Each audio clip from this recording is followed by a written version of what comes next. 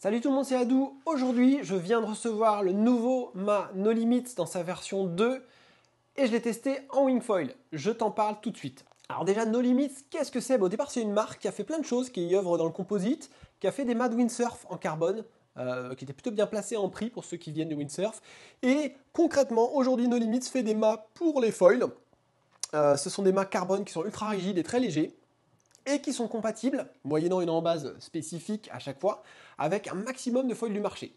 F1, Lift, Axis, Takuma, Cabrina, etc. etc. Alors pourquoi acheter ces mâts? Typiquement pour remplacer un mât que tu trouverais trop lourd, trop souple, pas assez rigide. Par exemple, nous, l'année dernière, on a énormément utilisé No Limits sur les Takuma Kojira 1440 qui faisaient 1m10. Parce que le mât alu d'origine, ce petit mât-là, qui glisse très bien, était trop fin dès l'instant qu'on montait au-delà de 75-85 cm.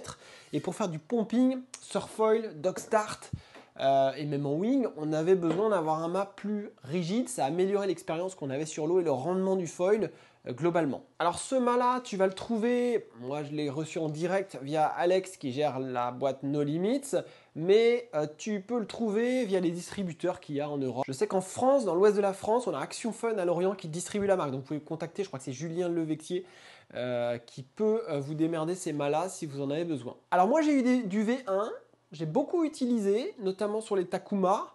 J'avais des petites critiques, c'est que il y avait un petit problème de ventilation. Alors sur le premier que j'ai eu, j'ai pas eu de soucis, mais j'en ai eu d'autres et j'arrivais pas trop à naviguer en wing avec parce que je ventilais. Je précise que je suis très sensible à ça. Ça c'est le premier point. La deuxième chose, c'est qu'on avait malgré tout un mât qui faisait 16,7 mm d'épaisseur et en termes de drag, c'était moins glissant qu'un mât alu Takuma. Ça c'est le V1 que j'ai dans la main. Donc il y a des petites choses qui ont évolué cette année. Ils ont fiabilisé certaines choses, je vous en parle tout de suite. La première chose sur l'épaisseur, on perd 1 mm d'épaisseur au niveau du profil. On passe de 16,7 mm à 15,4 mm, donc c'est pas rien. Au niveau de la corde, on a une corde variable mais qui est vraiment un peu plus faible en bas du mât, mais c'est assez subtil. Globalement, le mât V2 a un peu plus de corde que le mât V1.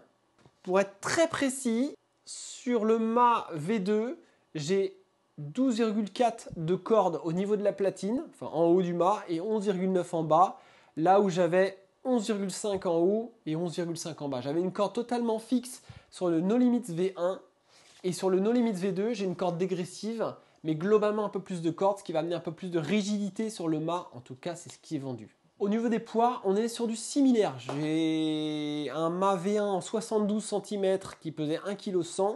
Là, j'ai reçu le 78 pour de l'Unifoil Progression qui fait 1,3 kg. Donc, corde supplémentaire, mais longueur supplémentaire aussi dans le choix que j'ai fait, puisque je voulais le 78. On a des poids qui sont réellement similaires.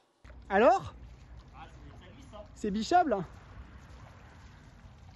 T'as vu, hein? Et là, laisse un peu ralentir des fois. Quand tu es en haut de mât, là, tu vas voir que tu as le temps. Bon, là on a un petit cumul parce qu'on a le mât qui est un peu plus fin. Et puis on a le stable qui tolère quand même bien. Au niveau des épaisseurs, sur le No Limits V1, tu avais une épaisseur fixe de 16,7 mm très exactement. Sur le No Limits V2, je prends mes cotes pied à coulisses, j'ai 15,5 en bas. Au milieu de mât, je mesure 16,5 mm et en haut, on est à 16,7. Donc en fait, on va avoir une épaisseur plus fine en bas de mât par rapport au mât No Limits V1, mais sur la partie supérieure du mât, la moitié supérieure, on a une épaisseur similaire au No Limits V1. Ensuite, ce qui change, c'est le profil. On n'a pas exactement le même profil. On va retrouver un bord d'attaque qui n'est pas spécialement ultra fin. Par contre, sur la partie arrière, le profil, l'épaisseur du profil chute très tôt. Et on a ce bord de fuite qui est beaucoup plus fin que sur le No Limits V1. Moi, je suis con, j'aurais pu... Ouais. Ah, j'aurais pu te la filer. Ça aurait été plus marrant, non? Bah oui.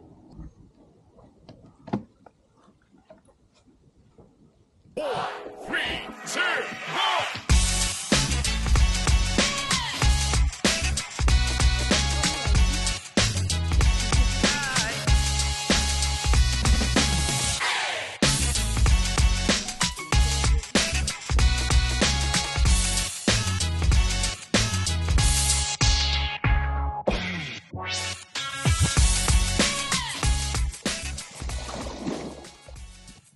les petits runs, hein, ça sert à rien de se cramer. Hein. Par contre, moi je vois celle-là c'est Chic 14. Je vois effectivement par rapport au 13, j'ai beaucoup plus d'aisance. Au 13, je foire souvent mes départs moi, avec ce foil. Tu vas retrouver, comme sur le No Limit version 1, des attaches de platine pour les vis sur les rails rapides. Donc on est sur de la visserie M6 pour les attaches rapides. Et tu as des trous en M8 fixe, 4 trous. Donc tu as 8 trous au total, si je résume, pour mettre de la visserie M8, pour ceux qui sont plus rassurés par une visserie M8.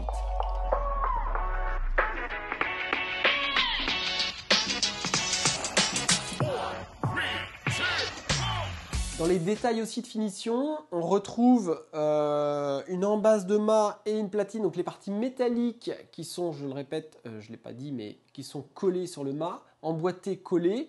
Ces pièces vont être noires là où avant elles étaient bleues, ça faisait un petit peu tuning, là on a quelque chose de plus sobre, moi je préfère, je trouve ça joli. Ils ont revu aussi l'anodisation des pièces en métal, savoir que sur le V1 il y avait des petites traces d'oxydation qui pouvaient arriver assez vite et il fallait quand même entretenir les mâts et bien les rincer. C'est toujours le cas, mais c'est important de le préciser. Il y a eu un effort de fait, a priori ça on verra dans la durée, mais il y a eu un effort de fait sur l'anodisation et le traitement des pièces métalliques qui viennent se greffer sur le mât carbone. Au moment où je te parle, j'ai pu tester ce mât en surfoil, en dock start et en wingfoil. Et voilà ce que j'en pense. Alors déjà, je vais le comparer au katana, puisque j'ai le katana sur l'unifoil, je n'ai pas le mât standard. Globalement, en wing, j'ai trouvé que le No Limit glissait mieux que le katana. Le profil est un petit peu plus fin. Et surtout, on a une glisse plus homogène parce qu'on a une corde et une épaisseur qui est quasiment fixe. On a 1 mm de différence entre le haut et le bas du mât, alors que le katana va avoir une épaisseur plus dégressive.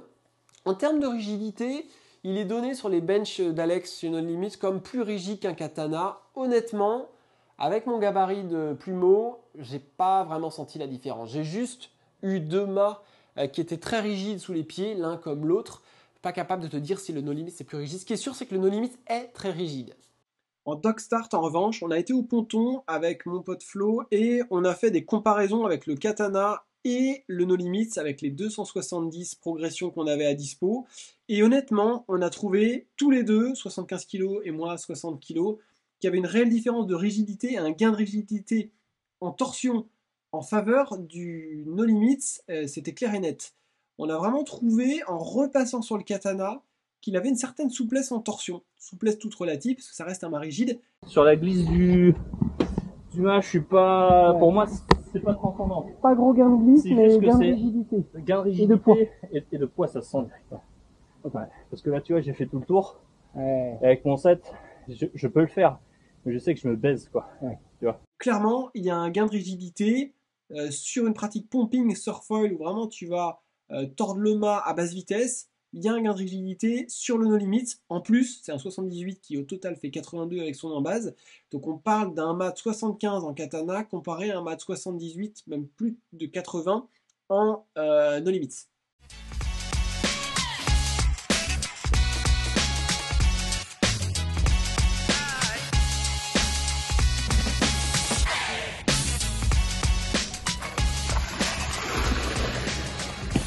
La glisse elle est top, ça amène vraiment un plus. Et tu sens quand tu passes de limite à ce katana, qu'on a tous trouvé hyper rigide, il y a juste en torsion un peu plus de souplesse quoi. Ouais. Et dans les carbs ça va être pas mal. En dock start pumping, c'est sûr que le plus rigide le mieux quoi. Voilà, c'est ça. Ce qui est appréciable avec ce No Limit, c'est que en navigation, je trouve la glisse vraiment meilleure pour tartiner. Alors en plus, je gagne cet extra de longueur puisque j'ai un 78. Alors il faut savoir que quand tu prends un 78, tu as un 81-82 effectif avec l'embase. La mesure donnée est celle du mât platine jusqu'au bout du mât sans l'embase. Donc je passe d'un katana 75 à un No Limits 82.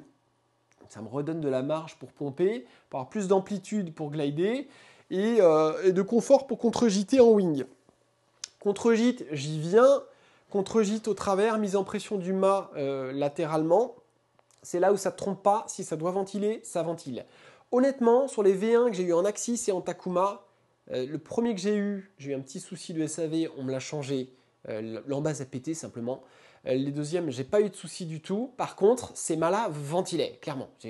Pour moi, c'était pas utilisable en wing, je galérais. J'ai vu toutes les stars du foil, Kane, Adam Bennett et d'autres personnes faire la promo du mât V2 en disant, entre autres, le mât est rapide, le mât ne ventile pas. Je confirme, c'est vrai, il est plus glissant que le mât V1, c'est clair et net, j'ai pu me mettre des gros runs avec. Et surtout sur le 140, j'ai trouvé que le progression retrouvait encore plus d'intérêt qu'en katana lorsqu'on le ridait en wing. J'ai trouvé que c'était un foil vraiment top. Et clairement, il ventile pas. J'ai poussé au travers sur les deux amures, dans du clapot, sur du plat, dans du vent fort. J'ai fait 2 sessions de wing assez longues où j'ai vraiment pu pousser. Ce mât ne ventile pas et ne ventile plus par rapport au V1.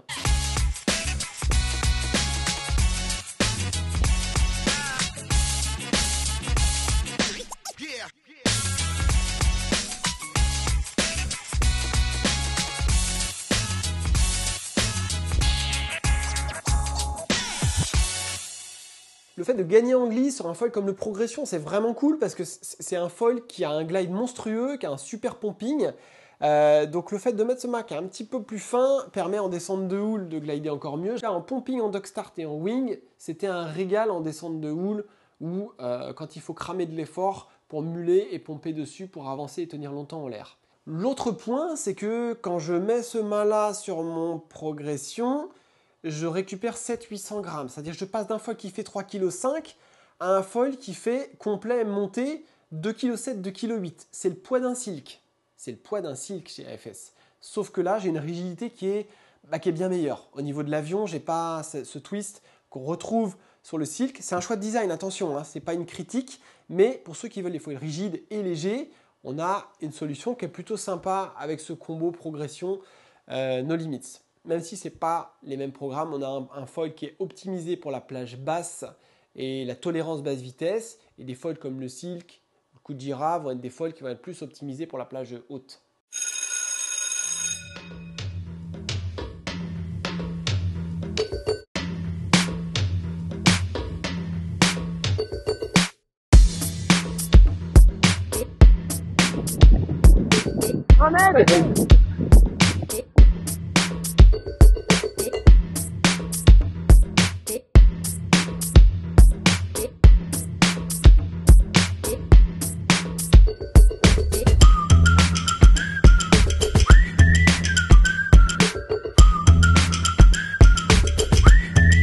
Ils doivent être dégoûtés parce que t'arrives, tu leur tournes autour.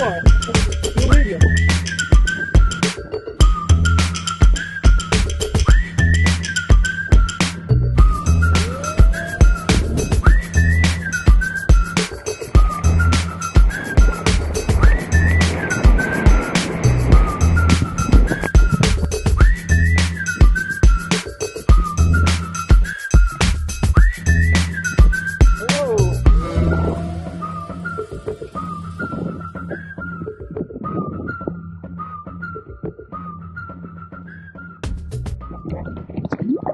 Donc voilà, dans l'ensemble, super content. Bien sûr, il faut voir sur le long terme comment vont vieillir les pièces en alu.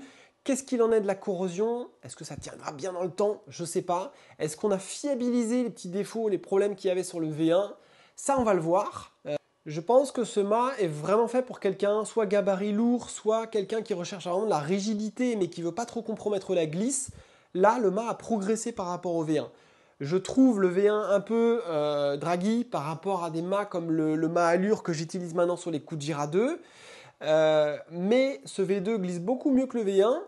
Et parallèlement, ce qui va être sympa, c'est que si tu veux mettre un mât alternatif sur des avions monoblocs, comme c'est le cas chez Lift, chez Cabrina, chez F1 ou chez d'autres marques, tu n'as que cette solution aujourd'hui. Ou alors tu as le Cedrus, mais qui a un mât plus épais. Donc que je n'ai pas retesté depuis, je l'avais testé il y a longtemps, mais il faisait 19 mm d'épaisseur. Là, on est sur quelque chose de beaucoup plus fin. Donc moi, ça correspond mieux à ce que j'attends d'un mât pour le surfoil et pour la wing, clairement, parce qu'on cherche à aller vite, donc on veut limiter la traînée. Donc voilà, il n'y a pas de lézard. Un mât fin, ça limite les problèmes de ventilation, et un mât fin, c'est ce qui fait que tu vas glisser, avoir du rendement, que tu vas cramer moins d'énergie au pumping. J'utilise actuellement un mât de 13 mm sur les Kujira 2, donc il n'y a pas de lézard, on a fait plein de tests. Les mats 19 mm, j'ai du mal à les utiliser à présent. C'est pas une critique pour les marques qui font des mats 19 mm, mais en tout cas, ce petit No Limits V2 me plaît beaucoup sur le Progression. On en reparlera, je vous dis à plus. N'hésitez pas à aller voir les infos sur le site nolimits.com. À bientôt.